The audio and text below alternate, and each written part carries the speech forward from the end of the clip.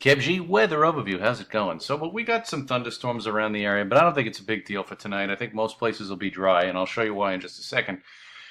But here's the NOAA outlook for severe weather for today, and most of the activity, if you go by the legend, is supposed to be well north and west of the city, and I agree with that. And there's not really much happening on the radar as I'm making this recording around 4:30 in the afternoon.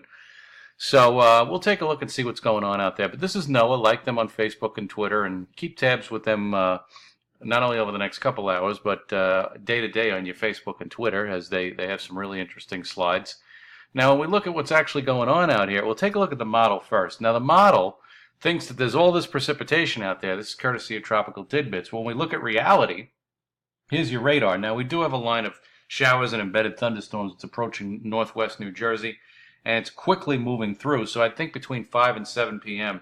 is your best bet for any type of rain. But I think most areas are just going to remain dry. We did have some thunderstorms that popped up last night, but they only hit the northwest portion of the area. They stayed north of the city for the most part. North Shore, Long Island got some stuff, but it was very brief and it moved through quick.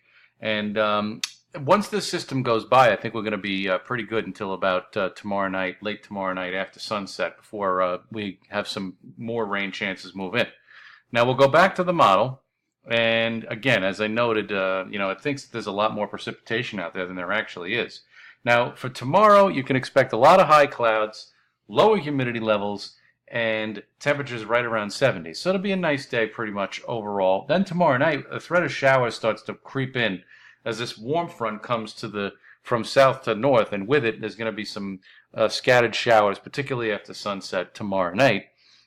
And then that sort of lingers over the area for Sunday. So we get into this kind of a situation where light to moderate rain is possible all day Sunday. And a system that's getting drawn up from the Caribbean, actually, that's getting drawn up from, started out near the Bahamas, gets drawn up the coast, but that's a near miss, it looks like. So any rain should be light to moderate on Sunday. Temperatures in the 60s, sort of not the best day. I think tomorrow, Saturday, is your better day for Cinco de Mayo.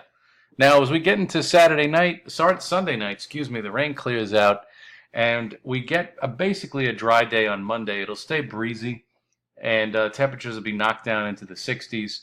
And I think that's the theme for the most part next week, is you get temperatures in the 60s to near 70, quite pleasant weather, nothing really going on too much. And then as we get to the end of the forecast period around Thursday into Friday, we're going to have a series of frontal passages come through.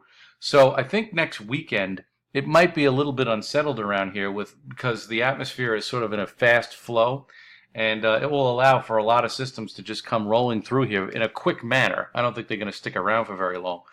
But that's kind of the idea overall, but not a bad weather picture at all. So Saturday, lower 70s, definitely cooler than it was today. Sunday, we've got that on and off rain at 64. Monday is a breezy day with showers going by to the north, but I think we stay dry. And then a pretty good rest of the week. And then by Friday, it gets a little bit more doubtful as to the extent of that precipitation, because we get into this transitional pattern where we have a lot of weather systems moving through in a quick manner. So that'll be the theme going forward. But until then, not a bad stretch of weather as we go into the first part of May.